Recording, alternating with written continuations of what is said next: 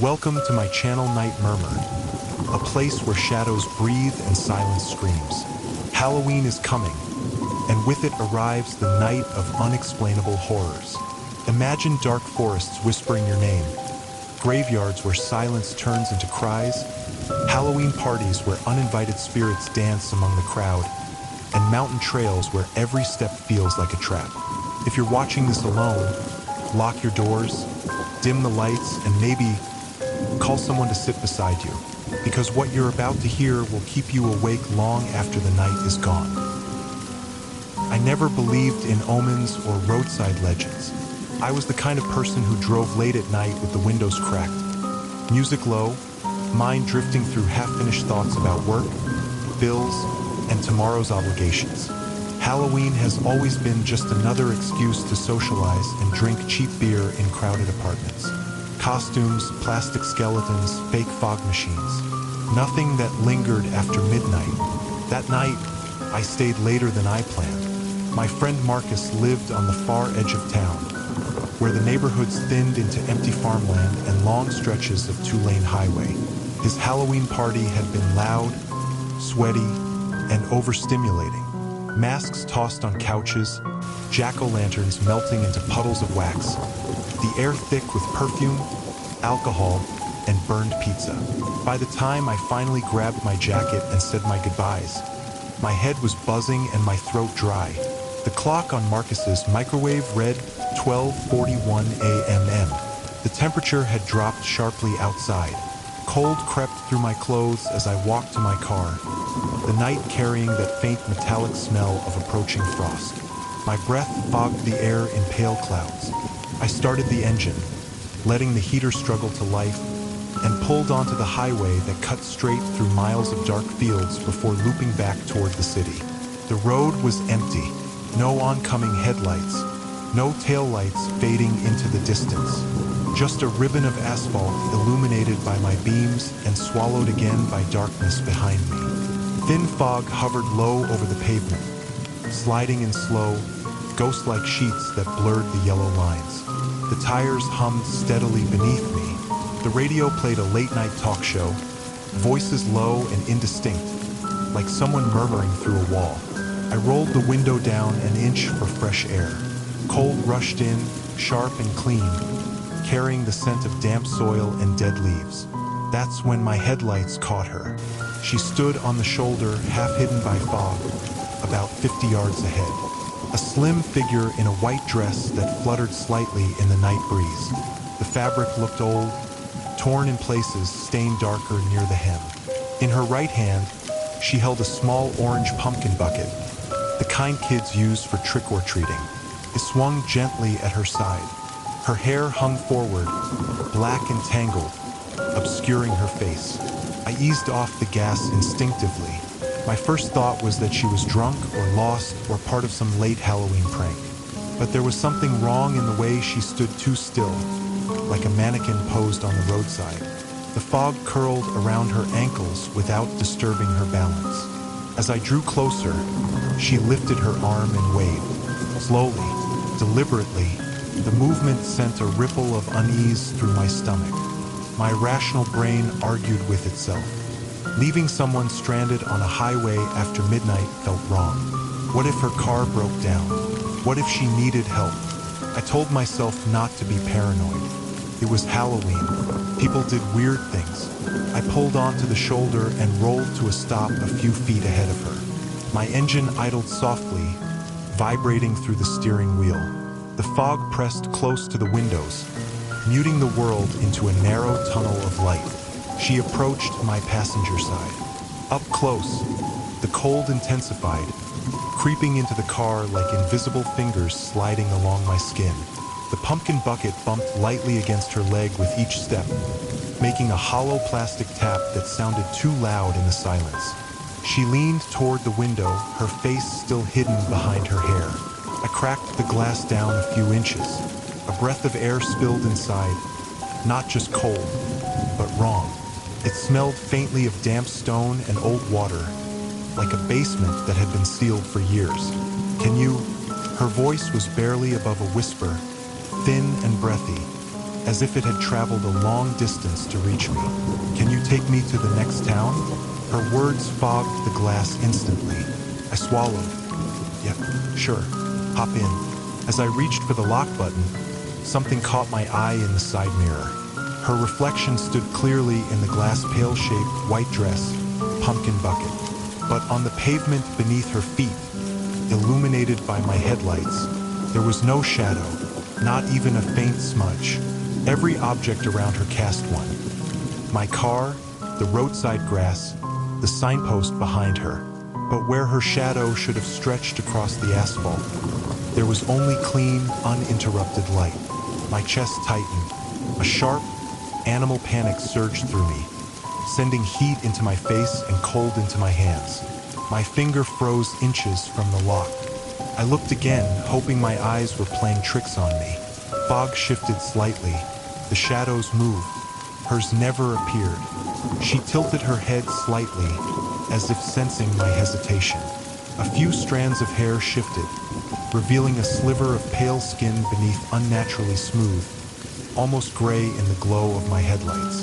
"Please," she whispered. My heart began hammering so hard I could feel it in my throat. Without saying another word, I snapped the locks shut and slammed my foot onto the accelerator. The tires screeched against gravel as the car lurched forward. My body jolted back into the seat. Adrenaline flooded my veins, burning away the chill. I risked a glance in the rearview mirror. She was standing in the middle of the road now, not moving, not waving, just standing there, facing directly toward me, hair still veiling her face, pumpkin bucket dangling from her hand like a forgotten toy. The fog parted around her as if repelled. For a split second, I had the insane impression that she was watching me disappear not with eyes, but with something deeper, heavier, like pressure against my thoughts. I forced my gaze back to the road and kept driving. My breathing came out ragged and uneven. My hands shook on the wheel. The heater blasted hot air into the cabin, but I couldn't stop shivering. I told myself it was stress, imagination, a trick of light and fog. Shadows could vanish under certain angles. People hallucinate when they're tired. I repeated every logical excuse I could think of like a prayer. The radio crackled. Static spilled from the speakers in sharp bursts, drowning out the talk show. I reached to adjust the dial, but the sound only grew louder, hissing and popping like distant fire. A cold prickle crept along my scalp. Then, through the static, I heard it. My name, soft, drawn out, intimate. The voice matched hers perfectly thin, whispering, breath brushing the inside of my ears. I nearly swerved off the road. My stomach dropped as if the floor had vanished beneath me. My mouth went dry. I stared at the glowing dashboard, half expecting the speakers to melt or bleed or reveal something watching me from inside. "No," I whispered aloud. No. I hadn't told her my name. I hadn't even rolled the window down far enough for a conversation. My pulse thundered. The radio continued whispering, my name repeating between bursts of static, sometimes overlapping itself, like echoes in a tunnel. I shut it off completely. Silence slammed into the car, thick and suffocating. The only sounds left were the engine's hum and my own uneven breathing. The darkness outside pressed closer, the fog thickening again in rolling waves. A mile passed, then another. I began to relax just slightly, convincing myself the radio interference had been a coincidence. My nerves were raw. My imagination was running wild. That's all. My headlights flickered once, twice. My stomach clenched. The beams dimmed, then stabilized, revealing something ahead in the fog. A figure, standing on the shoulder, white dress, pumpkin bucket. My blood turned to ice. I slammed the brakes, the car skidding slightly as gravel sprayed beneath the tires. My heart felt like it might rupture. The woman stood exactly as before, in the same posture, hair hiding her face. Impossible. There was no way she could have gotten ahead of me. No side roads, no intersections, just empty highways and fields. The temperature inside the car dropped suddenly, my breath fogging the windshield. A thin layer of frost began creeping along the edges of the glass like spiderwebs. She lifted her arm, waved, slowly. The pumpkin bucket swung gently, tapping softly in the silence. My doors were still locked. My foot trembled over the gas. My mind screamed at my body to move, to escape, to do anything but stay frozen in front of her. Her head tilted. The fog around her thickened, swirling unnaturally, curling inward as if drawn toward her body. The shadows of the roadside grass stretched and twisted toward her feet, stopping abruptly where her shadow should have been. The radio snapped on by itself. Static poured out, louder than before, filling the cabin like white noise in my skull. Beneath it, her whisper rose again, closer now, layered and overlapping. Don't leave me. Don't leave me. Don't leave me. Her voice seemed to come from everywhere at once, the speakers, the back seat, the air itself. I screamed and floored the accelerator. The car surged forward, fishtailing slightly before gripping the pavement. The figure vanished into the fog behind me as if erased. The whispers cut off abruptly, leaving only roaring silence and my own ragged, sobbing breath. I didn't slow down again. I drove until the highway lights finally gave way to familiar city street lamps, until traffic appeared again, until the world felt solid and real and safe. I didn't stop shaking until I was parked in my driveway with the engine off and the doors locked. I barely slept that night. The next morning, I checked the local news. 3 miles down that highway, near a shallow ditch, workers had found an old rusted pumpkin bucket tangled in weeds. The article mentioned a decades-old accident a young woman struck and killed on Halloween night while hitchhiking home in a torn costume dress. The case had never been solved. Her name wasn't released, but when I saw the photo of the bucket, my chest tightened. It was the same one she had been holding, bright orange, with a cracked handle. Sometimes, late at night, when the house is quiet and the lights are off, my radio turns on by itself, and I hear her whisper my name. I took the back road because I always did. It shaved 10 minutes off the drive home if traffic was bad. And at that hour, just past midnight on Halloween, traffic was never bad. The main highway still had the occasional drunk driver weaving between lanes, police lights flashing in the distance, and leftover chaos from parties spilling out of parking lots. The back road was quiet, empty, familiar. At least it used to be. I had left my sister's place a little after 12:30. Her kids had fallen asleep on the couch in plastic vampire capes. Candy bowls tipped over on the carpet. The house smelled like chocolate, pumpkin spice candles, and the faint bitterness of burnt coffee. We talked longer than expected. Life stuff, bills, work, the usual late-night honesty that only shows up when everyone's exhausted. When I stepped outside, the cold slapped me awake. October air has a certain bite to it, sharp, metallic, carrying the damp rot of fallen leaves and distant smoke from backyard fire pits. My breath fogged instantly as I crossed the driveway. The street was quiet, porches dark, jack-o'-lanterns sagging in their final hours before morning. The drive started normally. My headlights carved a pale tunnel through the darkness as the neighborhood faded into farmland and clusters of dead trees. Broken streetlights flickered like tired eyelids, casting long skeletal shadows across the road. The radio murmured low, some late-night music station playing soft, drifting songs that barely kept me company. I rolled the window down an inch. Cold air rushed in, smelling faintly of wet dirt and distant pine. That's when I noticed the car behind me. At first, it was just a darker patch of darkness moving where nothing should have been. No headlights, no reflection, just a shifting mass in my rearview mirror, hugging the center of the lane. I assumed the driver had their lights off, accidentally stupid, but not unheard of. I flicked my mirror angle slightly, trying to catch some detail. Nothing, just black glass, a vague silhouette where a hood should be. No dashboard glow, no outline of a face. A chill crept up my spine. I told myself not to jump to conclusions. The road curved slightly, the shadows playing tricks. Maybe the headlights were broken. Maybe fog was swallowing the beams. Rational explanations lined up quickly in my mind, trying to keep panic at bay. Still, my hands tightened on the wheel. I made a casual right turn onto a narrower stretch of road, a place where the trees leaned closer, their branches arching overhead like ribs. The asphalt cracked in long veins, and fallen leaves skittered across the surface in the breeze. The car followed, perfectly, same distance, same smooth motion. No headlights suddenly flicking on, no hesitation. My pulse ticked up. I sped up slightly, pushing 5 miles over the limit. The engine hummed louder, tires whispering against the pavement. The dark shape behind me matched my speed effortlessly. I slowed down. So did it. A knot formed in my stomach. My throat went dry. The silence inside the car began to feel heavy, like pressure building inside a sealed container.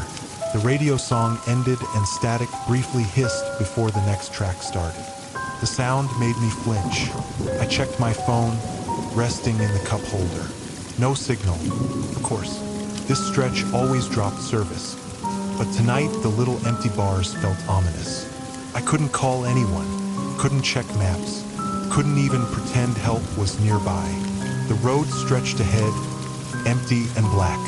I tried another turn left this time, onto an even more isolated lane barely wide enough for 2 cars. The trees thickened, their trunks pale and skeletal in my headlights.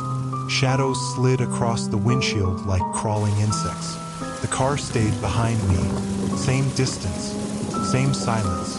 I leaned forward, squinting into the mirror, searching desperately for any sign of a human presence. But the interior of the trailing car was pure void. No face, no movement, just an absence where life should be. My breathing became shallow. I could feel my heartbeat in my ears, loud and uneven. Then, without warning, the car vanished. 1 second, there was a moving shadow glued to my rear bumper. The next second, the mirror showed only empty roads and drifting fog. Relief hit me like a wave. My shoulders slumped. A shaky breath escaped my chest. I laughed quietly, the sound thin and strained in the quiet cabin. Get a grip, I muttered to myself. You're just tired. My hands loosened their death grip on the wheel. The tension in my neck eased slightly. I told myself it probably turned off onto a side road I hadn't noticed. Maybe the angle of the mirror hid it. Maybe it finally turned its headlights on somewhere else. I kept driving. The road curved gently ahead, descending into a shallow dip surrounded by thick trees. My headlights illuminated the asphalt like a pale ribbon disappearing into fog. That's when I saw the tire tracks. Fresh, dark impressions formed directly in front of my car. At first, my brain struggled to process what I was seeing. 2 parallel lines appeared on the pavement, as if heavy tires were pressing into damp dust, except there was no vehicle there. The tracks formed in real time, inch by inch, stretching forward into the fog. My stomach dropped. It looked like something invisible was driving just ahead of me. I slowed instinctively. The tracks slowed. I tapped the brakes harder. The tracks compressed slightly, as if the unseen vehicle was braking too. The cold flooded my veins. My breath fogged the inside of the windshield. The heater blasted warm air, but the temperature inside the car felt like it was dropping anyway. A creeping chill seeping into my bones. A faint smell reached my nose, burned rubber mixed with damp earth. I wanted to stop. I wanted to turn around, but fear locked me in motion, my foot hovering uncertainly over the pedals. The tracks continued guiding me forward. Ahead, my headlights revealed something else, a sharp curve, and beside it, several wooden memorial crosses planted into the dirt shoulder. Some were fresh and pale, others darkened by age and weather. Faded plastic flowers clung to them. Small ribbons fluttered weakly in the breeze. A couple of battery candles flickered weak orange light. My chest tightened painfully. This was an accident stretch. Everyone in town knew it. Sharp turn, poor visibility, too many people speeding late at night, too many crosses are added every few years. The invisible tracks led straight toward the curve. My heartbeat pounded so hard it felt like it might crack my ribs from the inside. My hands trembled violently now, knuckles white, sweat slick on the steering wheel despite the cold. The tracks began drifting toward the center line, toward the curve, toward the memorials. A wave of dread washed over me, not just fear for myself, but a sickening sense of inevitability, like watching a replay of something that had already happened countless times before. The radio crackled softly. Static seeped into the music. Then the music cut out entirely. Silence pressed in, thick and suffocating. The tracks suddenly accelerated. They surged forward toward the bend. My car was being pulled into their path, not physically, but psychologically, like my body was sinking with their movement without my permission. My foot pressed the gas slightly, trembling, as if compelled. No, I whispered. My voice sounded small and distant in the cabin. No, no, no. I slammed the brakes. The tires screeched. The tracks stopped abruptly inches ahead of my bumper. The car jolted violently, seatbelt biting into my shoulder. My heart felt like it was trying to tear free from my chest. The smell of hot brakes filled the air. I sat there, frozen, staring at the empty road just beyond my hood. The fog thickened. The darkness ahead felt heavier, deeper than the surrounding night. Then I saw movement inside the fog. A shape, low, white, like the outline of a car without light or detail. The invisible presence shifted slightly, the fog bending around its form as if wrapping something solid. A pressure filled the air, making my ears ring faintly. The temperature inside the car dropped sharply. My breath came out in thick white clouds now. Frost crept along the edges of the windshield in delicate, branching patterns. I felt watched, not just observed and evaluated, like something ancient and patient had finally noticed me. The outline leaned closer. The radio exploded with static. A deep, distorted rumble vibrated through the speakers. Not quite sound, not quite voice like metal grinding against stone underwater. My head throbbed, my vision blurred at the edges. I screamed and slammed the accelerator. The car lurched forward violently, swerving slightly as it tore past the invisible shape. The air pressure shifted suddenly, like breaking through a wall of dense fog. My ears popped painfully. In the mirror, the road behind me was empty. No tracks, no fog shape, no shadow car, just the quiet curve and the row of crosses fading into darkness. I didn't slow down again until I reached the first lit intersection miles later. My hands were cramped from gripping the wheel so hard. My jaw ached from clenching. My shirt clung dimly to my back with cold sweat. When I finally pulled into my driveway, I sat in the car for several minutes, engine ticking softly as it cooled, listening to the normal sounds of the neighborhood, distant traffic, a barking dog, the hum of streetlights. Reality slowly stitched itself back together around me. I barely slept that night. A few days later, curiosity and unease drove me to search local accident reports. I found an article from years ago, a fatal crash on that exact curve. Halloween night, a driver traveling without headlights. Witnesses reported tire tracks appearing before impact, as if the car had come out of nowhere. The vehicle was never fully identified. The driver's body was never found. Sometimes, late at night, when I'm driving alone and the road stretches empty behind me, I check my mirror, and sometimes I swear I see darkness moving where headlights should be. I've driven that stretch of highway so many times that I could probably navigate it blindfolded.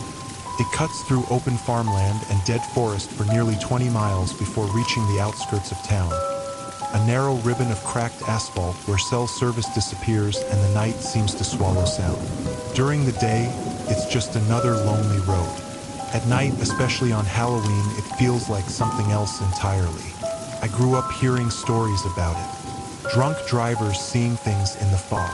People swore they'd passed the same hitchhiker twice in one night. Old accidents that never quite faded from local memory. I never believed any of it. Small towns collect ghost stories the way old houses collect dust. Harmless, familiar, easily ignored. That Halloween, I had stayed late at the auto shop where I worked, finishing up a rush repair so a customer could make it home before the holiday chaos. My hands still smelled faintly of oil and metal even after washing them twice in the sink. By the time I locked up, the parking lot was empty and the cold had crept in hard and fast. My breath fogged in thick clouds as I climbed into my truck and turned the heater on full blast. The cab filled with the hum of warm air and the faint scent of old coffee from a forgotten cup in the holder. My shoulders ached from leaning over engines all evening. All I wanted was to get home, heat up leftovers, and fall asleep with the TV murmuring in the background. The road greeted me with darkness and silence. My headlights swept over skeletal trees and stretches of empty field. The moon hung low behind thin clouds, washing everything in dull silver. Wind pushed dead leaves across the asphalt in nervous little spirals. The radio crackled faintly between stations, eventually settling on a low-volume classic rock playlist that barely cut through the quiet. About 10 miles in, I saw him, a teenage boy standing on the shoulder, thumb out, a backpack slung over one shoulder. He wore a cracked skull mask. The plastic yellowed and split along the jawline. One of the eye holes had been crudely repaired with black tape. His hoodie looked thin for the cold, sleeves frayed, fabric darkened with dampness. I slowed without realizing it. Picking up hitchhikers had never been part of my routine. My parents drilled caution into me growing up. But the road was empty, the night bitterly cold, and the kid looked more tired than threatening. Maybe he'd been to a party and missed his ride. Maybe his phone died. I imagined how miserable it would feel to be stranded out here after midnight. I pulled onto the shoulder and rolled down the passenger window. "You all right?" I asked. He nodded once. The skull mask tilted slightly as he stepped closer. A faint smell drifted into the cab, damp soil, wet leaves, something earthy and cold. "Just need a ride into town," he said. His voice was calm, steady, younger than I expected. Not slurred, not nervous, almost gentle. I hesitated for half a second longer. Then I unlocked the door. He climbed in and pulled the door shut. The interior light flicked on briefly, illuminating the cracked skull grin inches from my face before fading back into darkness. The cold followed him inside, a noticeable drop in temperature that raised goosebumps along my arms. "Seatbelt," I said automatically. He clicked it in place. As I merged back onto the road, the smell lingered wet earth and something faintly metallic, like rain hitting old iron. I tried not to think about it. We drove in silence for a minute, the engine's hum filling the space between us. His posture was relaxed, hands resting on his lap, mask facing forward. So I said finally, trying to keep the mood light, "Halloween treating you okay?" "Yeah," he replied, quiet. "I like it that way." I nodded. Not many people left out this late. No, he agreed. Most of them are already where they're going. Something about the way he said it made my skin prickle, but I brushed it off. We talked a little about school. He said he was in his last year and didn't care much for it. About the cold coming early this year. About stupid Halloween pranks people used to pull when they were younger. His voice stayed steady, even soothing, like someone telling a bedtime story. I started to relax despite myself. Then, out of nowhere, he said it. "You'll die on October 31st. The words landed softly, almost casually, as if he'd commented on the weather. I let out a nervous laugh. "That's a messed up joke, man." He didn't laugh with me. I glanced at him briefly. The skull mask stared straight ahead, unblinking. The crack in the plastic jaw seemed wider now in the dashboard glow, the taped eye socket darker than the other. "You shouldn't joke about stuff like that," I added, forcing a smile he couldn't see. He turned his head slowly toward me. "I'm not joking," he said quietly. My grip tightened on the steering wheel. faint chill crawled up my spine. "All right," I said, trying to sound firm. "Let's change the subject." He leaned slightly closer. "You were born on March 12th, he whispered. 1992. My stomach dropped. I hadn't told him anything about myself. My birthday wasn't on any visible document. My truck didn't have personal stickers or decals. There was no logical way he could know that. My hands began to tremble. He continued softly, each word landing like a nail being tapped into wood. "Your full name is Daniel Mercer. You grew up on Pine Street. Your mother's name is Laura. Your father left when you were 6. My mouth went dry. My pulse hammered in my ears so loudly I barely heard the road anymore. "Stop," I whispered. He tilted his head slightly, studying me through the hollow skull eyes. "You're going to die on this road," he said gently. "1 year from tonight." A surge of fear shot through me like ice water. My vision blurred at the edges. My chest felt tight, as if the air had thickened. I snapped my head toward him. The passenger seat was empty. The seatbelt hung buckled. The door was still locked. Cold air pressed against my right side as if the space beside me had been hollowed out. The smell of damp earth lingered faintly, fading like a memory. I nearly swerved off the road. My heart slammed against my ribs as panic surged through every nerve. I checked the back seat. Empty. Floorboards. Empty. There was nowhere he could have gone. "Impossible," I whispered aloud. My voice sounded thin and shaky in the cab. The radio crackled sharply. I flinched as static flooded the speakers, then abruptly cleared into a calm, professional voice. "In local news, authorities are investigating a fatal single-vehicle crash on Route 117 late last night.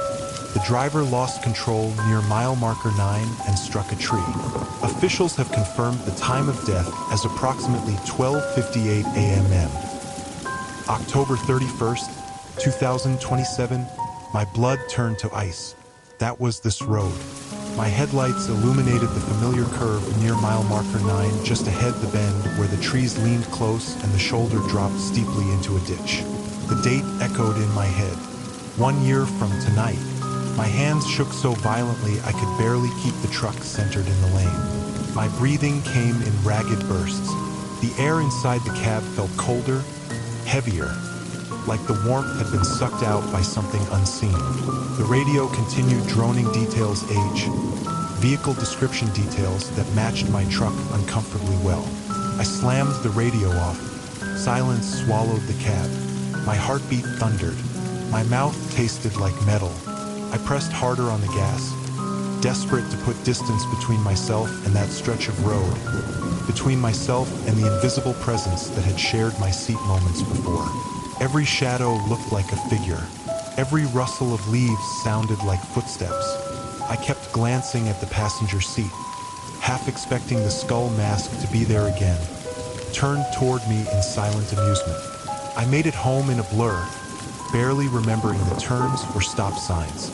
I locked every door behind me and slept with the lights on. I told myself it was stressful, exhaustion. My imagination feeds on old local legends and the Halloween atmosphere.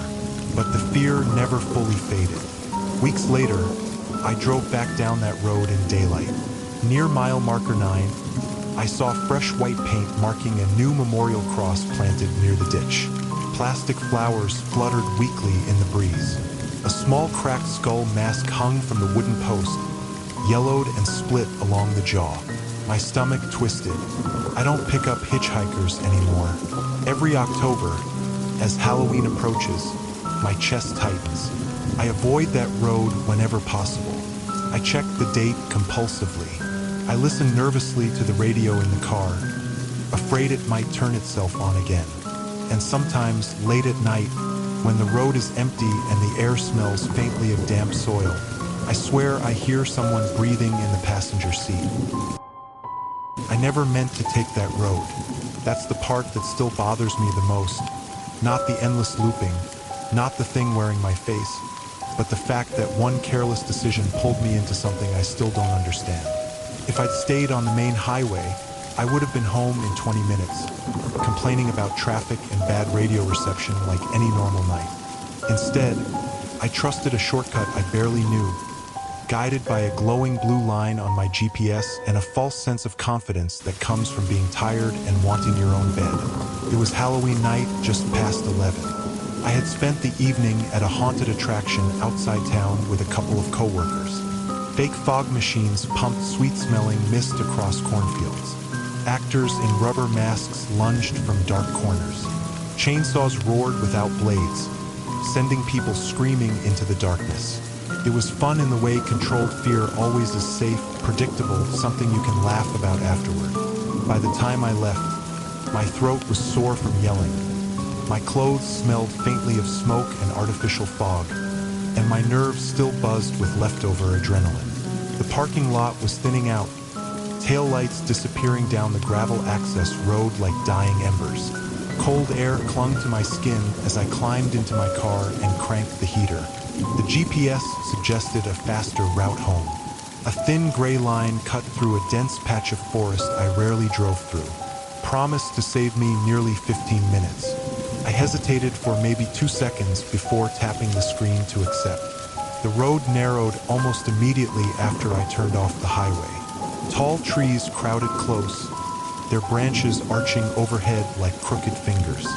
Fallen leaves skittered across the asphalt, scraping faintly against the undercarriage. My headlights carved a narrow tunnel through the darkness, catching pale trunks and drifting fog. The air outside looked thicker here, heavier, like the forest held onto the night more tightly than the open fields. I rolled the window down slightly. Cold air rushed in, smelling of damp bark, wet soil, and something faintly metallic. My fingers tightened on the steering wheel as a strange unease settled into my chest. I told myself it was leftover adrenaline from the haunted attraction. My nerves were still on edge. That was all. About 10 minutes in, I passed a broken mailbox on the right side of the road. It leaned crookedly on a splintered wooden post, its door hanging open like a loose jaw. Faded numbers peeled from the metal surface.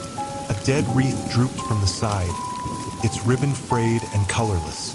I noticed it only because my headlights caught a strange dark smear on the asphalt just past it, something like dried mud or old oil. I kept driving. The road curved gently left, then right, dipping slightly before rising again. The trees remained dense and silent, swallowing sound. Even the radio crackled weakly, struggling to hold a signal. A few minutes later, my headlights illuminated the same broken mailbox, same crooked angle, same hanging door, same dead wreath, same dark smear on the road. A chill slid down my spine. "That's not possible," I murmured. I slowed slightly, scanning the surrounding trees for a driveway or side road I might have accidentally looped around. There was nothing, just dense forest and shadows. I kept driving. The road bent the same way. The dip and rise felt identical beneath my tires. The fog thickened slightly, swirling lazily in my beams. Then the mailbox appeared again, and again, and again. Each time, my pulse quickened, my mouth growing dry. The repetition was too perfect. No variation in light, no change in shadow. Even the smear on the asphalt appeared in the exact same shape and location every pass. My breathing became shallow. I grabbed my phone and glanced at the GPS. The map spun wildly. The blue dot representing my car jittered erratically, sometimes sliding off the visible road entirely before snapping back. The route line dissolved and reformed repeatedly, unable to lock onto a position. A small message flashed, searching for a signal. The temperature inside the car began to drop, despite the heater running full blast. My breath fogged faintly in front of my face. The steering wheel felt colder beneath my palms. On the 5th pass, something changed. As my headlights swept over the familiar mailbox again, I noticed fresh footprints in the thin layer of leaves and dirt near the shoulder. They led from the tree line toward the road. My footprints, same shoe pattern, same size, same slight inward tilt on the right foot. My stomach lurched. The tracks looked fresh, edges sharp, leaves still displaced, as if made moments ago. They stopped just short of the asphalt, pointed directly toward the mailbox. A wave of panic surged through me, sharp and dizzying. My heart hammered against my ribs. My hands trembled so badly the steering wheel vibrated. Someone or something was walking through these woods. Follow me, guiding me. The air inside the car felt heavier now, pressing against my chest. A faint smell crept in damp earth mixed with something sour and old, like stagnant water trapped underground. I slowed almost to a crawl, dread crawling up my spine. That's when I saw it. A figure stood near the mailbox. At first, I thought it was another driver pulled over until my headlights revealed details that made my blood turn to ice. It was wearing my jacket, the same dark hoodie I had thrown on before leaving the haunted attraction. The same small tear near the sleeve cuff. The hood was up, shadowing the face. My face. My eyes stared back at me from beneath the hood wide, unblinking, reflecting my headlights with a glassy intensity. My mouth curved slowly upward into a smile that felt wrong on my own features, stretching just a little too wide. My breath caught painfully in my throat. The figure raised a hand, not in a wave, an invitation, as if waiting for me to finally stop. A scream clawed up my chest but died in my throat. My foot slammed onto the gas instinctively. The engine roared, tires gripping the pavement as the car surged forward. I expected to plow straight into it. Instead, the road stretched endlessly ahead. The figure vanished as if swallowed by the darkness, leaving only the familiar curve of asphalt and drifting fog. My heart pounded violently. My skin prickled with cold sweat. My entire body shook with adrenaline. I didn't slow down. Minutes passed. The road kept going. No mailbox, no smear, no lantern. Relief flooded my limbs so suddenly my muscles felt weak. Then the road curved gently, dipped slightly, rose again. My headlights illuminated the broken mailbox. I screamed. This time, the lantern nailed to a nearby pole flickered faintly, its weak orange glow pulsing like a dying heartbeat. The smear on the road looked darker, now thicker, glossier. The footprints had multiplied, dozens of them. My footprints. They circled the mailbox in erratic patterns, overlapping, scuffing the dirt as if something had paced here for a long time. The air inside the car dropped several degrees in seconds. Frost began creeping along the edges of the windshield. My breath came out in thick white clouds now. I felt watched from every direction. The trees leaned closer, their branches groaning softly in the wind like old bones shifting. The lantern flickered harder. The smear on the road glistened wetly. And then, slowly, the figure stepped out from behind the mailbox again. My face stared back at me, but this time the smile was wider, hungry. Its lips moved silently. I didn't hear the words. I felt them, vibrating faintly inside my skull. Stop. The steering wheel jerked slightly in my hands, as if something unseen tugged at it. My tires drifted a few inches toward the shoulder. No, I gasped, fighting the pull with every ounce of strength in my arms. The engine strained as I forced the car forward. The headlights flickered violently.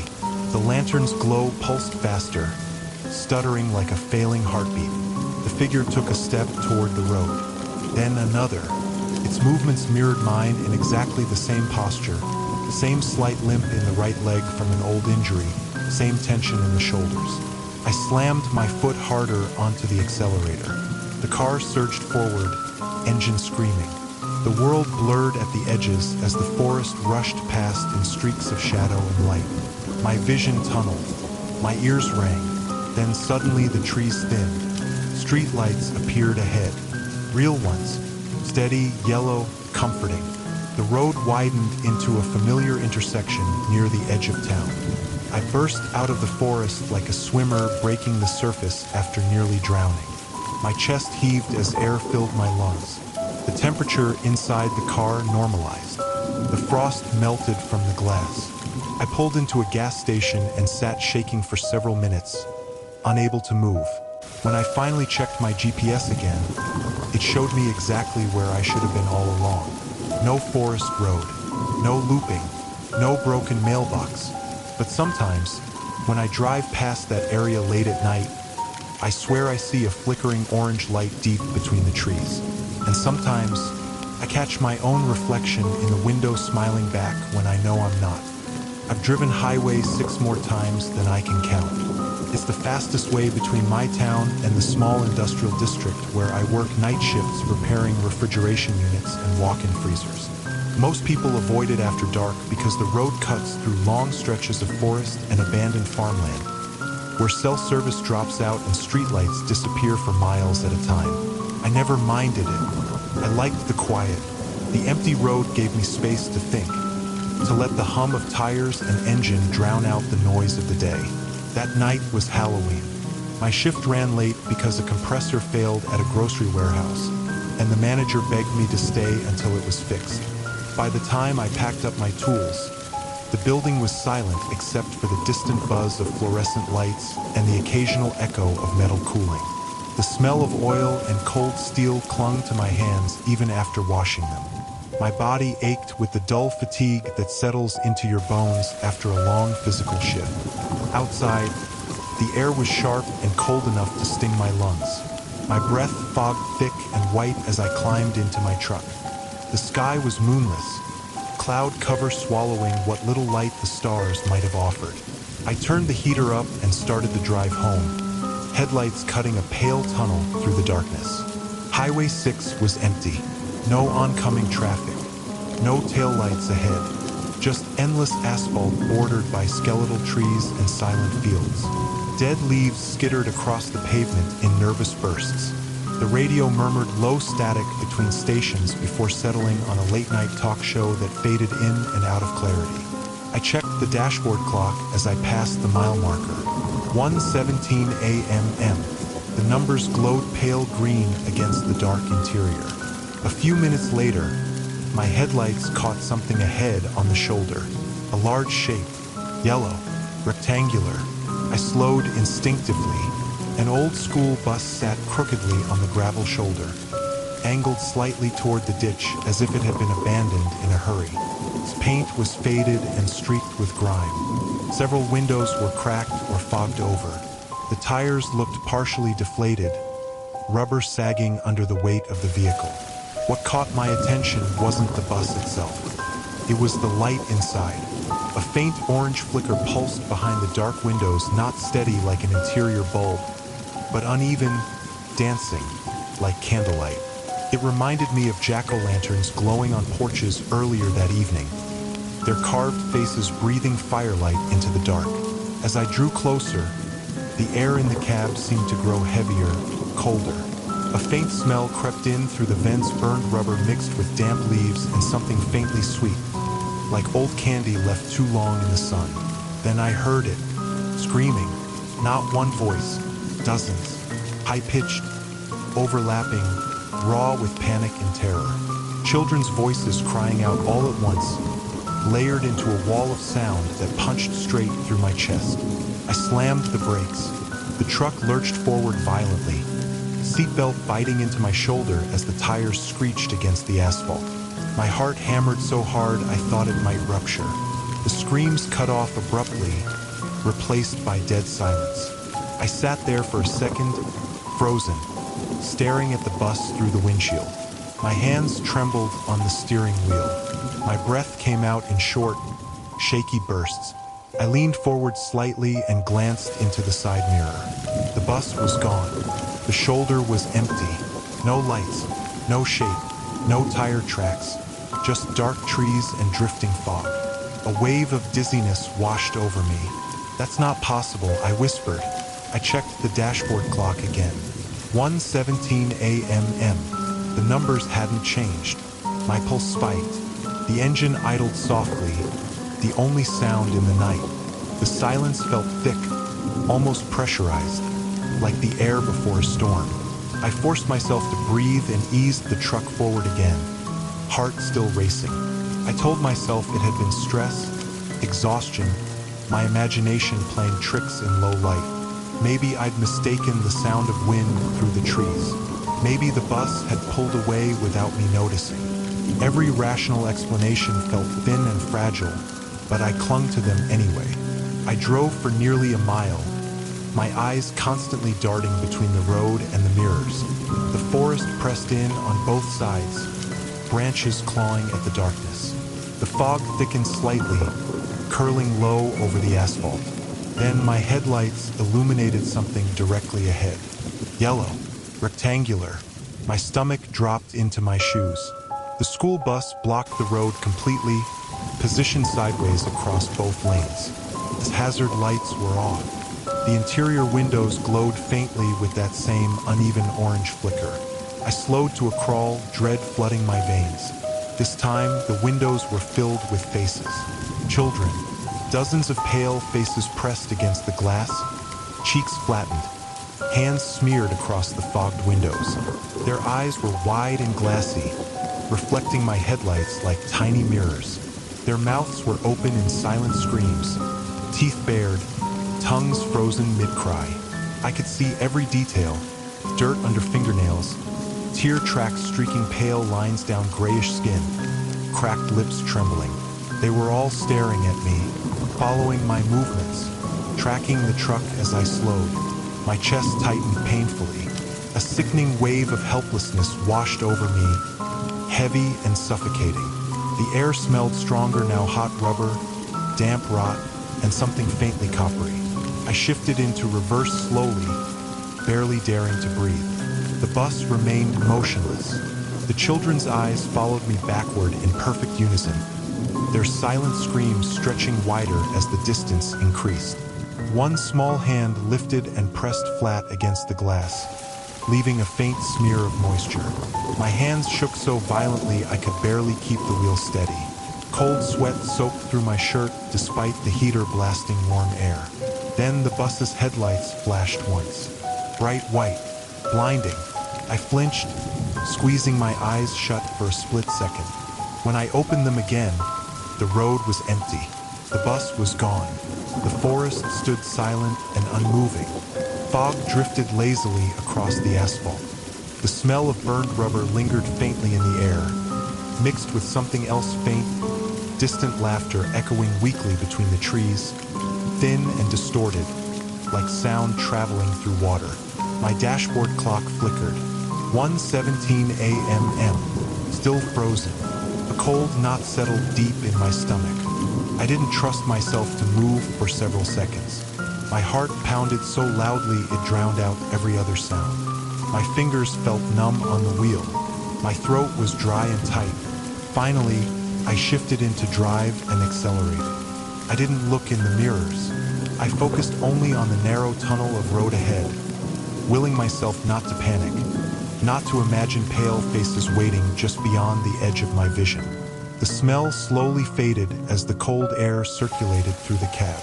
After several miles, the forest began thinning. Distant lights appeared on the horizon on the outskirts of town. Relief loosened the tight grip in my chest just slightly. When I pulled into my driveway, the dashboard clock suddenly jumped forward. 1:46 a.m. I sat there shaking, staring at the numbers, trying to convince myself that time had simply glitched, that my senses had betrayed me, that exhaustion had warped reality. Sleep didn't come easily that night. The next morning, curiosity gnawed at me relentlessly. I searched local news archives online. I found an article dated 12 years earlier. A school bus carrying children home from a Halloween field trip had crashed on Highway 6 at approximately 1:17 a.m. Due to brake failure, the bus caught fire after skidding off the road. All passengers were lost.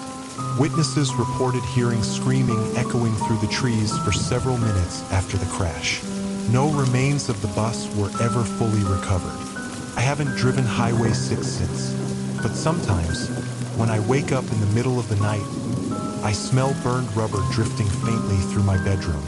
And sometimes, when the house is completely silent, I swear I hear distant laughter carried in the air.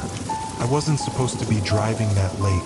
My shift at the distribution warehouse outside the city had dragged past midnight because a shipment arrived late and everything needed to be logged manually after the scanners went down. By the time I clocked out, my legs ached.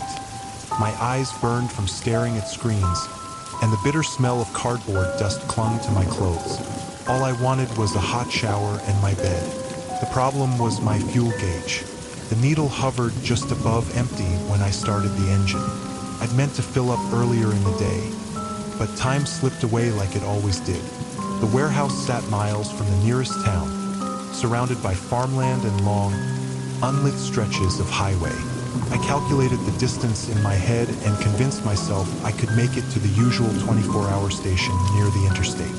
I pulled onto the road, headlights slicing through cold mist that clung low to the asphalt. The night air seeped in through the vents, carrying the metallic smell of damp earth and distant rain. The radio couldn't lock onto a clear signal, just fragments of voices dissolving into static. The monotony of the road pressed against my thoughts, heavy and dull. 10 minutes passed. The fuel needle dipped lower. My jaw tightened. Another few miles and I'd be pushing it. I eased off the accelerator slightly, hoping to conserve what little remained in the tank. The road narrowed into a lonely two-lane strip bordered by skeletal trees and abandoned fields. Old fences leaned crookedly into the darkness like broken ribs. Then I saw the glow. A warm amber light shimmered ahead through the fog, soft and steady, the unmistakable glow of a gas station canopy. Relief loosened the knot in my chest. I hadn't remembered a station on this stretch, but I wasn't about to argue with good fortune. As I drew closer, details emerged. Faded orange and black Halloween banners hung from the canopy edges, frayed and flapping weakly in the breeze. Plastic pumpkins dangled from strings near the entrance, their faces bleached by years of sun exposure. The pumps looked like ancient thick metal bodies with cracked paint, analog number dials instead of digital screens. No cars, no voices, no movement. The place felt suspended in time, like a forgotten photograph left out in the rain. I pulled in slowly, gravel crunching under my tires. The engine idled unevenly, as if relieved and exhausted at the same time. When I opened the door, cold air rushed in and wrapped around my ankles. The silence hit immediately, not the peaceful kind, but dense and muffled, as though the world beyond the station had been muted. The air smelled like rust, wet concrete, and old rainwater trapped in metal. My boots echoed too loudly against the pavement as I walked toward the pump. The metal was cold to the touch, damp with condensation. I lifted the nozzle, surprised by its weight, and slid my card into the slot. Nothing happened. No beep, no lights. I tried again. Still nothing. A faint unease crept up my spine. I glanced toward the station building. The interior lights were on, casting a yellowish glow through dusty windows. Inside, shelves lined the walls, stocked with faded packaging that looked decades out of date. Behind the counter stood an old man. He was tall and thin, shoulders slightly hunched, wearing a stained gray shirt tucked into dark slacks. His hair was wispy and white, clinging to his scalp like spider silk. His face was pale and deeply lined, eyes sunken into shadowed sockets. He was staring directly at me, not blinking, not moving, just watching. I hesitated, then pushed the door open. A small bell above the frame jingled weakly, its sound thin and tired. The smell inside was stronger dust, old oil, mildew, and something faintly sweet, like rotting paper. The fluorescent lights buzzed softly overhead. My footsteps echoed on the worn linoleum floor. Before I could speak, the old man reached down and pressed a button on the register, chimed and displayed a total. He leaned forward slightly and whispered, his voice dry and papery, "You shouldn't be driving tonight." The words sent a chill crawling across my skin. "If my tank's almost empty," I said, forcing a nervous half-smile. "The pump outside isn't responding." His eyes never left mine. "It will," he said quietly, Something in his tone suggested inevitability rather than reassurance. I nodded slowly and backed away from the counter, the bell jingling again as I exited. My breath fogged in the cold air. The station lights flickered faintly behind me. I lifted the nozzle again. This time, the pump engaged with a hollow mechanical clunk. The analog numbers began ticking upward slowly, each click echoing unnaturally loud in the silence. The fuel flowed, vibrating faintly through the hose into my hands. The smell of gasoline mixed with the damp metallic air. I kept glancing toward the building. Through the window, the old man still stood behind the counter, watching me. Not blinking, not moving. When the tank finally filled, I replaced the nozzle and hurried back inside to settle the payment. The register drawer slid open before I even reached the counter. The amount displayed matched exactly what the pump had shown. "How did you start?" "You're all set," he interrupted softly. I swallowed. "Thanks," I muttered, sliding my card across. He didn't take it. Instead, he leaned closer and whispered, "Don't stop on the road. Don't look back." Cold knot formed in my stomach. I nodded quickly and turned toward the door, eager to leave the suffocating air behind. As I stepped outside, something caught my eye near the roadside sign. The price board didn't show fuel prices. It displayed a year. My breath caught. A chill ran through me that had nothing to do with the temperature. I glanced back toward the building, but the windows reflected only darkness and the dull glow of the canopy lights. I hurried into my car and locked the doors. My phone showed no signal, not even emergency bars. The engine started on the first try. I pulled out fast, tires crunching over gravel as the station faded into the fog behind me. The road swallowed the glow of the station within seconds. A few minutes later, the engine sputtered. Once, twice, the dashboard warning light flashed. My fuel gauge needle dropped, straight to empty. My heart slammed into my ribs. "No," I whispered. The engine coughed again, losing power. I pressed the accelerator, panic flooding my veins. The road ahead stretched empty and dark, tree silhouettes clawing at the sky. The engine died. Silence rushed in like a vacuum. I coasted onto the shoulder, hands shaking violently on the wheel. The smell of gasoline lingered faintly, mixed with damp leaves and cold air seeping through the vents. I sat there breathing hard, listening to my own pulse roar in my ears. Then my phone vibrated. One bar of signal flickered briefly. I searched the location. No gas station appeared on the map. Nothing, just an empty stretch of highway. When I got home hours later after a tow truck rescued me, I couldn't sleep. The image of the old man's unblinking stare haunted every blink of my eyes. The next day, curiosity pulled me down a rabbit hole of local archives. I found a small newspaper clipping from decades ago. In 1973, a gas station burned down on that exact stretch of road during a late-night electrical fire. The owner, an elderly man who lived alone on the property, was trapped inside and didn't survive. Witnesses reported the building had been decorated for Halloween at the time of the fire. The station was never rebuilt. I drive a different route now, but sometimes, late at night, I swear I smell rust and cold rain drifting through my car vents even when the windows are closed. And sometimes, when I glance at my fuel gauge, I see the needle tremble, as if remembering a place that isn't on any map. I took the back road because I always did. It shaved nearly 15 minutes off my drive home from the rural supply depot where I worked evening inventory. Most nights the road was empty, quiet, predictable. A thin ribbon of asphalt winding through farmland and scattered forest, far from traffic and city noise. I liked the solitude. It gave my mind room to unwind after hours of fluorescent lighting, humming machinery, and stale coffee. Halloween night didn't feel much different at first. The air was cold enough to fog my breath when I cracked the window. Fallen leaves scraped lightly across the road, dry and brittle, whispering under my tires. Somewhere in the darkness, a lone owl called out, its cry hollow and distant. My headlights tunneled through thin mist drifting low over the pavement, giving everything a dreamlike softness. I had music playing quietly in an old rock station, fading in and out through static when I saw the truck. It appeared around a bend ahead of me, moving slower than the posted speed limit. An old flatbed, rust creeping along its sides like dried blood, its tailgate chained shut. The bed was stacked high with pumpkins. Not just a few, dozens of them.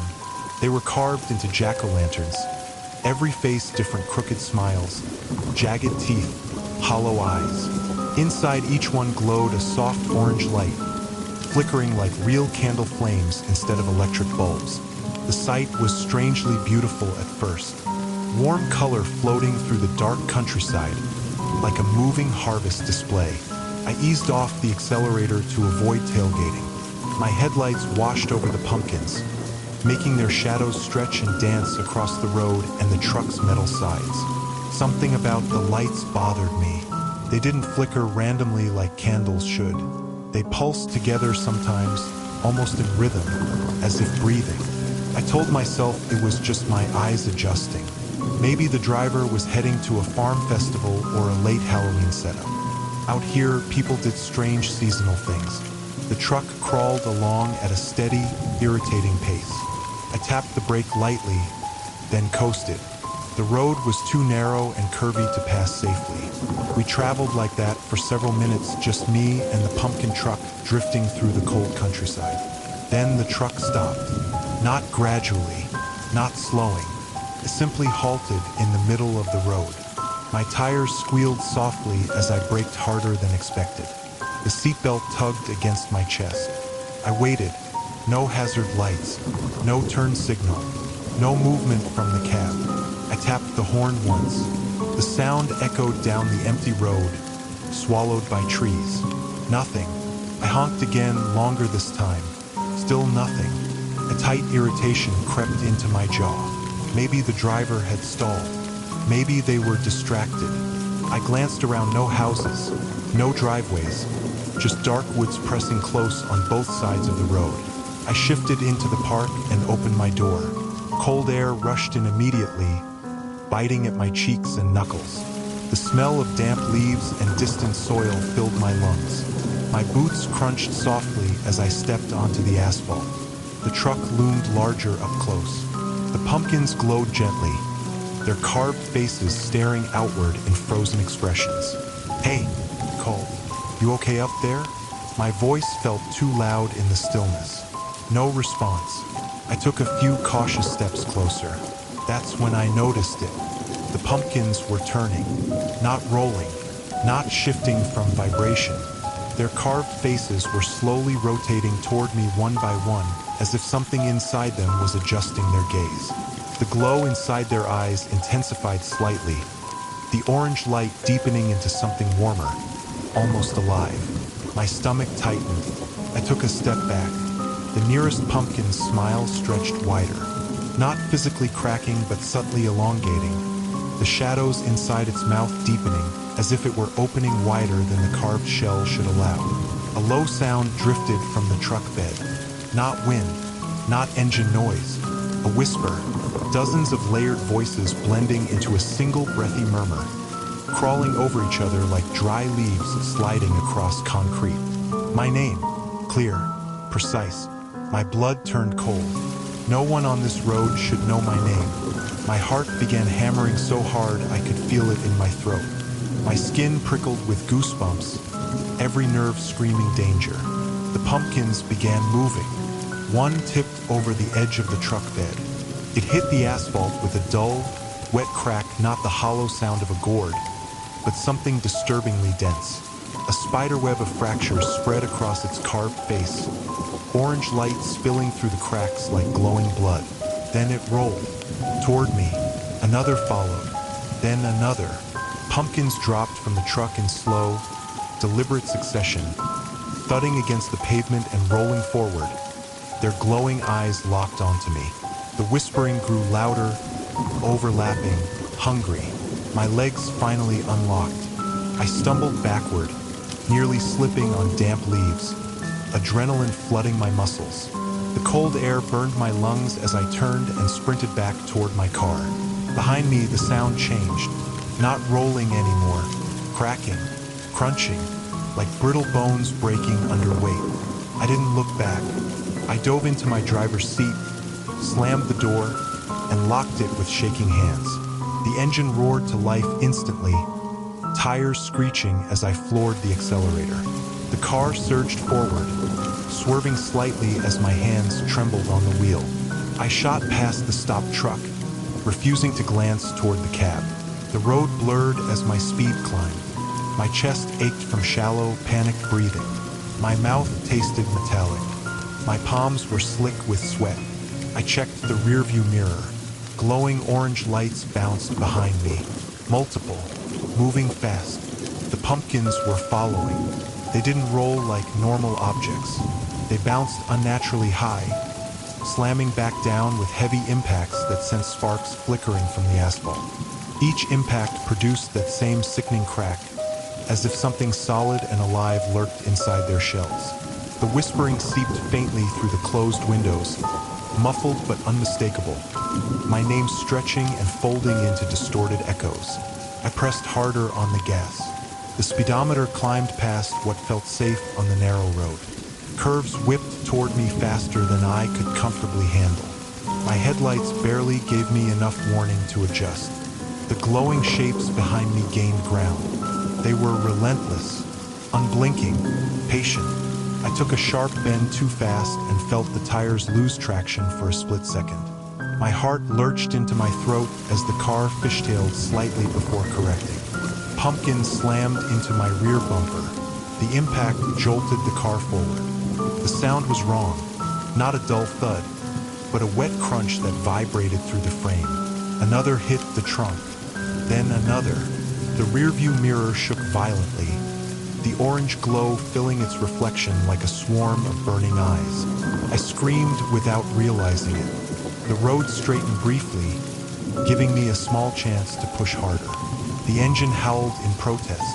The smell of hot rubber and overheated metal filled the cabin. Gradually, painfully, the glowing shapes began to lag. One by one, they fell back into darkness. The whispering faded into silence. I didn't slow down until my hands went numb and my shoulders burned from tension. Eventually, distant town lights appeared ahead, a faint cluster of white and yellow dots piercing the night. Only then did I finally pull into a brightly lit convenience store parking lot and slam the brakes. I sat there shaking, breath hitching, heart still racing uncontrollably. The fluorescent lights buzzed overhead, ordinary and comforting. A couple of late-night customers moved in and out of the store like nothing in the world was wrong. I checked my mirrors. Nothing. No glow. No movement. Just empty asphalt and darkness beyond the parking lot lights. I stayed there for nearly an hour before I trusted my hands enough to drive again. The next morning, curiosity gnawed at me like a wound that wouldn't close. I drove back toward the stretch of road in daylight. No truck, no pumpkins, no cracks in the asphalt, just fallen leaves, quiet trees, and sunlight filtering through branches like any ordinary rural highway. But when I inspected my car, I found something that made my stomach drop. Deep gouges in the rear bumper, not scratches, not dents, cracks, jagged fractures in the plastic and metal, shaped like something had bitten into it repeatedly. There were faint orange stains embedded in the cracks. They didn't wash off. I still take that road sometimes. I tell myself it was exhaustion, imagination, stress. But every Halloween night, when the air turns cold and the fog clings low to the asphalt, I avoid driving alone. Because sometimes, far behind me in the darkness, I swear I see faint orange lights bouncing quietly along the road, waiting for me to slow down. I've always preferred driving at night.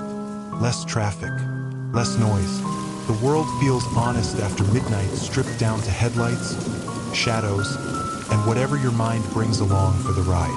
I worked late shifts at a small logistics warehouse on the edge of town, and Halloween night was no exception. Most of my coworkers rushed home early to take their kids trick-or-treating or attend parties. I volunteered to close. Overtime pay never hurts, and I didn't have anywhere special to be. By the time I locked the building and climbed into my car, the clock on my dashboard read 12:38 a.m. The air was cold enough to sting my lungs when I inhaled. A thin layer of fog hugged the pavement, drifting lazily across the empty road like breath from something sleeping beneath the asphalt. I turned the heater on low and let the engine idle for a moment before pulling out onto the familiar two-lane stretch that cut through farmland and scattered woods. The radio hummed softly, a late-night station playing old slow songs, the kind that blended into the hum of tires and wind. My headlights carved a pale tunnel through the darkness. Every mailbox, tree trunk, and reflective road marker flashed briefly into existence before dissolving back into black. It was quiet, comfortably quiet. That's when I heard the breathing. First, I thought it was mine. A faint sound, slightly out of rhythm with my own inhale and exhale. Soft, wet, like someone breathing through parted lips too close to a microphone. I adjusted in my seat, the leather creaking under my weight, and listened. The sound continued, not from my chest. From behind me, a slow chill crept up my spine. The tiny hairs on my arms lifted as if brushed by static. I glanced quickly at the rearview mirror. The back seat was empty. No jackets, no bags, no movement. Just the pale reflection of my own eyes and the darkness pressed against the windows. I forced a small laugh under my breath. Maybe the heater vent was making a strange noise. Maybe the radio static was tricking my ears. The breathing grew slightly louder. Closer. I swallowed, my throat suddenly dry. My fingers tightened on the steering wheel. The scent inside the car shifted subtly, a faint cold dampness, like rain-soaked fabric left too long in a closed space. I checked the mirror again. Still empty. The breathing came closer to my right ear. A whisper brushed the edge of my hearing. Don't look back. It was a child's voice. Soft, thin, trembling slightly, as if trying not to cry. Every muscle in my body went rigid. My pulse slammed against my ribs so hard it hurt. Cold sweat broke across my forehead. My instincts screamed to turn my head, to look, to confirm what my brain desperately wanted to believe was imagination. But something in that voice, the fragile fear wrapped inside it, froze me in place. The temperature inside the car dropped. Not gradually, instantly. My breath fogged in front of my face. A thin mist crept across the inside of the windshield, blooming outward in faint white veins. The steering wheel felt colder under my palms, the leather stiffening as if exposed to winter air. The voice began humming, a broken lullaby, off-key, uneven. The melody sagged and twisted like a song remembered incorrectly. Each note vibrated faintly through the seat beneath me, like it wasn't traveling through air, but through the frame of the car itself. The breathing blended with the humming, slow, patient, intimate. I kept my eyes locked on the road. My neck burned with the effort not to turn.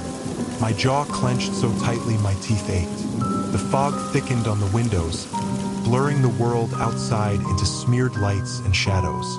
My headlights flickered once, just a brief dimming, then stabilized. My heart skipped. The humming grew louder, closer.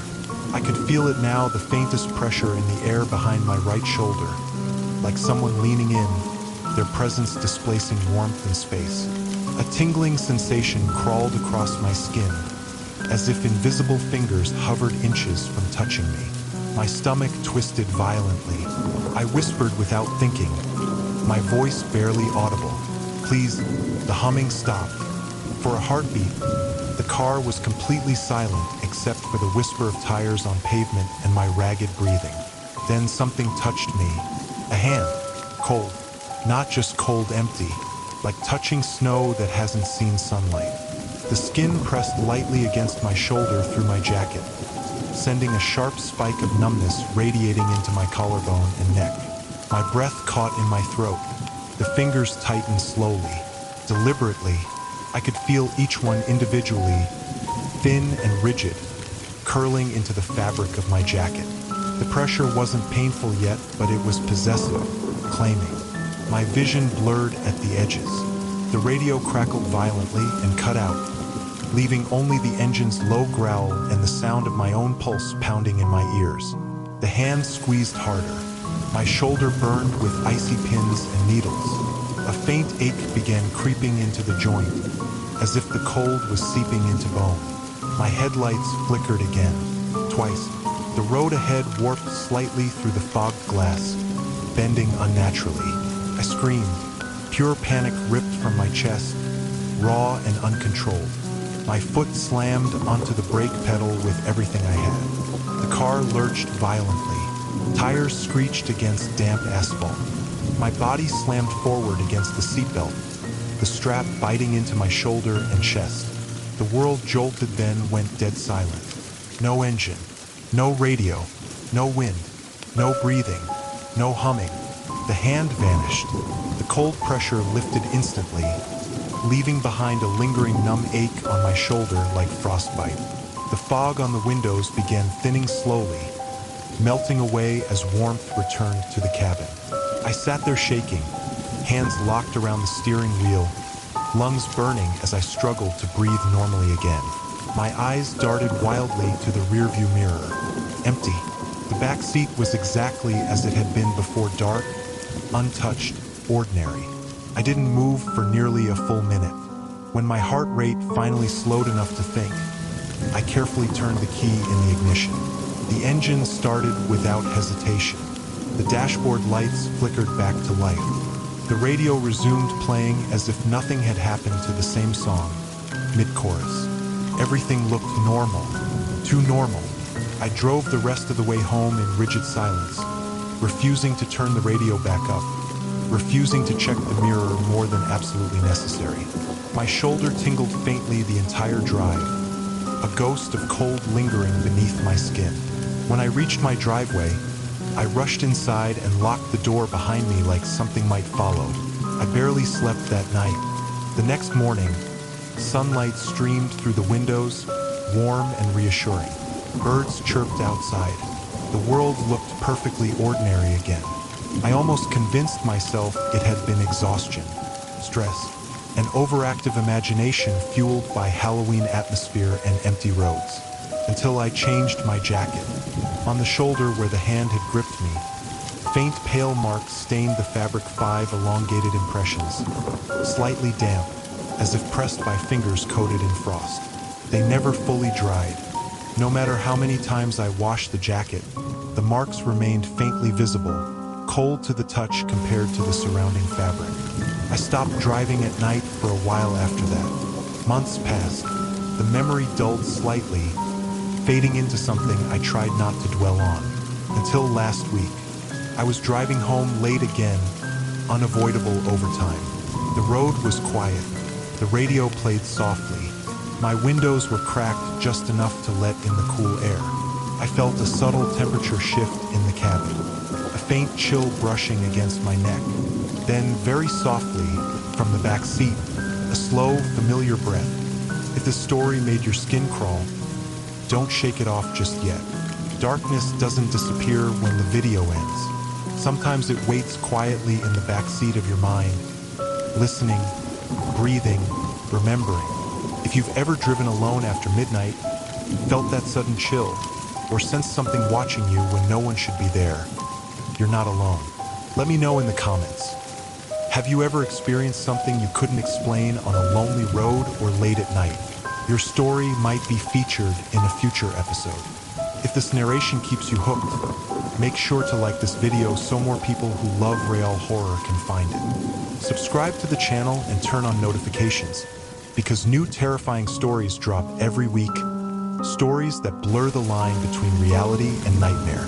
Share this video with someone who thinks they're brave enough to listen alone in the dark. And remember, the next time you hear breathing behind you, don't look back. Just keep driving and keep watching.